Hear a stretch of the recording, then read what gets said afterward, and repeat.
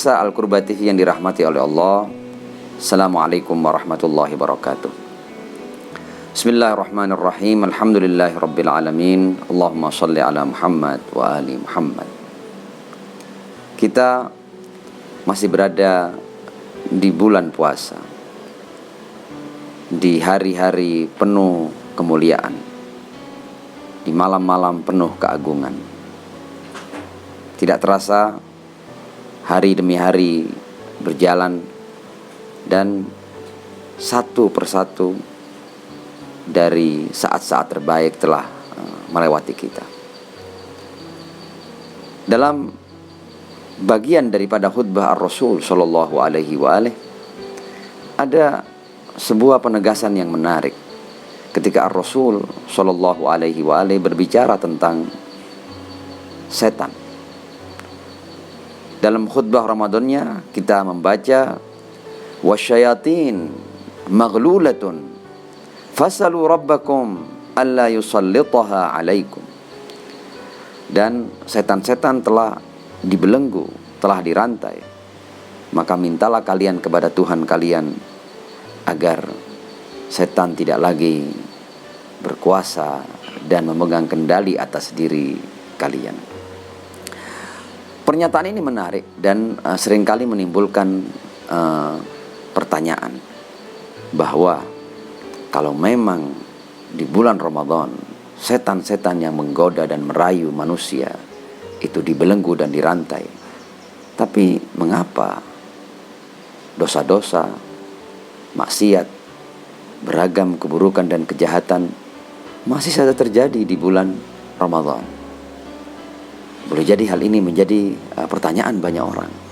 Mengapa sementara setan di bulan Ramadan itu dibelenggu dan dirantai, tapi berbagai macam dosa, maksiat, kejahatan dan keburukan terus berlangsung? Bahkan dari orang-orang yang mengaku dirinya sebagai seorang muslim dan mengaku dirinya sebagai seorang mukmin. Mungkin keterangan berikut ini bisa menjadi jawabannya. Memang benar bahwa setan itu di selain bulan Ramadan ketika mereka dibebaskan oleh Allah Subhanahu wa taala, mereka tidak pernah berhenti untuk menggoda, merayu, mengajak manusia pada hal-hal yang buruk. Dan memang itu sudah menjadi janji setan kepada Allah Subhanahu wa taala untuk menjerumuskan umat manusia. Namun hal-hal yang buruk, hal-hal yang jahat, hal-hal yang tidak baik yang kemudian sudah melekat pada diri seorang manusia dan sudah menjadi karakternya, hal itulah yang akhirnya menjadikan manusia juga menjadi setan. Memang di bulan Ramadan boleh jadi sesuai dengan riwayat ini tidak ada godaan-godaan baru dan rayuan-rayuan baru dari setan karena mereka sedang dibelenggu. Namun boleh jadi di luar Ramadan, manusia dengan banyaknya mengikuti berbagai macam was-was dan bisikan setan, mereka juga telah menjadi setan. Kita baca di Al-Quran, wa kadzalika ja'alna likulli nabiyyin aduwan syayatinal insi wal jin yuhi ba'duhum ila ba'din zukhrufal qawli ghurura walau sya'a rabbuka ma fa'aluhu fadharhum wa ma yaftarun.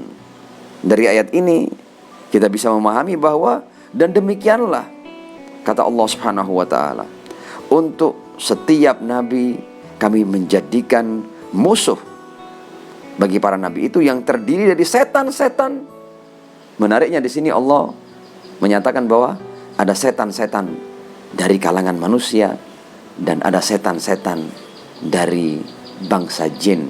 Artinya manusia ketika sudah bertabur dan tangannya terkotori dengan berbagai macam kejahatan dan perbuatan buruk serta maksiat dan dosa-dosa, dia telah menjelma menjadi makhluk yang buruk, makhluk yang selalu memproduksi keburukan dan melakukan keburukan serta kejahatan.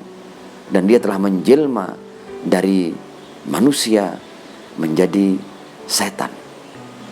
Karena itu Al-Quran menegaskan bahwa setan tidak harus dalam bentuk yang dari kalangan bangsa jin.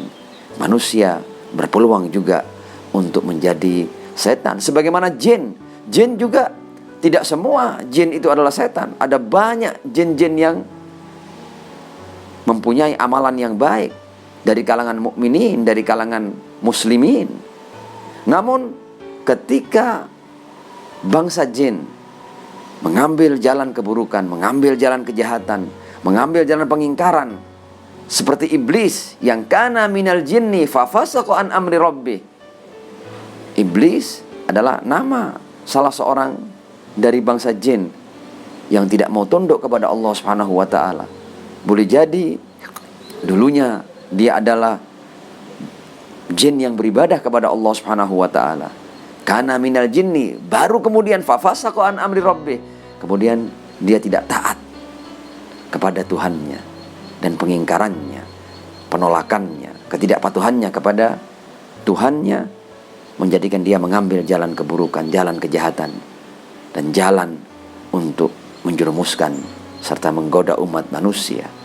Artinya bangsa manusia dan bangsa jin, mereka berpeluang untuk menjadi malaikat-malaikat dan bahkan lebih daripada malaikat.